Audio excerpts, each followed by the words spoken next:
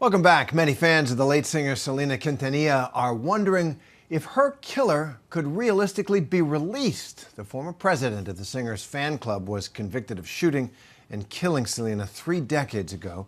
Now Yolanda Saldívar has started the parole process, sparking outrage, putting the case back into the spotlight. The district attorney who prosecuted the case, Carlos Valdez, joins us now.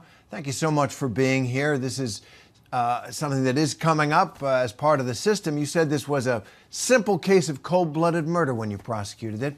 Walk us through the parole process for people who are concerned about it and whether they should be concerned. Do you think this is a possibility that she could get paroled?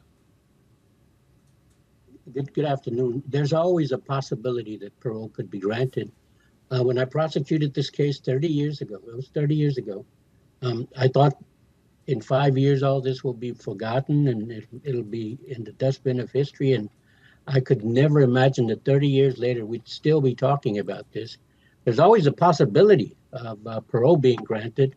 And 30 years in prison presents an opportunity for a person to find some type of rehabilitation, or at least to show some remorse, contrition about the actions that resulted in her being in prison.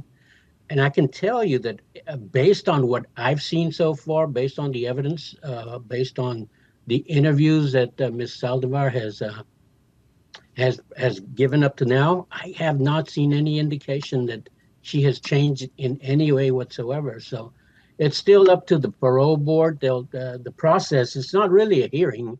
Here in Texas, it's a process that starts several months before the eligible date, and they collect evidence, they collect statements, they collect any other information that they think is appropriate, put it all together, and then decide whether or not to grant parole. And that's what's happening right now.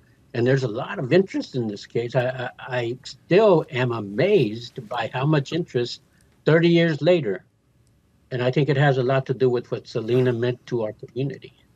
That's a great point. That's a great point. And what she meant to music in general. She was, for so many of us not a member of the Hispanic community, she was kind of a pioneer in that kind of sound, right?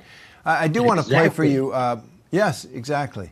So is there any way that her fans, Selena's fans, can participate in this process? I mean, I don't know what the law is around that, but this is an artist who touched so many people. Could they write letters, make calls? What do you think? Yes, there are different ways that they can participate. And one of them is they can request an opportunity to be heard if they have some evidence. If it's something about we just don't want her to be released, well, that's important. But what really is important is any evidence of something Yolanda has done while she's been incarcerated, or any type of evidence that the parole board can consider. If they want an opportunity for the parole board to listen to that, they'll be given an opportunity.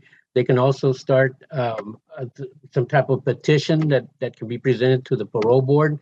There's a way that they can communicate with the Board of Pardons and Paroles by going on their website, and they've got a place where the public can participate. So there are ways for people to participate. Of course, the prosecutorial authorities, I'm no longer the district attorney, but the present district attorney has a chance to have some input. And of course, the family members also have an opportunity. Well, that is very helpful for all the millions of people who care about this story so much. Carlos Valdez, the former district attorney who prosecuted Selena Quintanilla's murderer.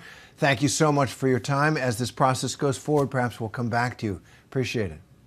Thank you very much.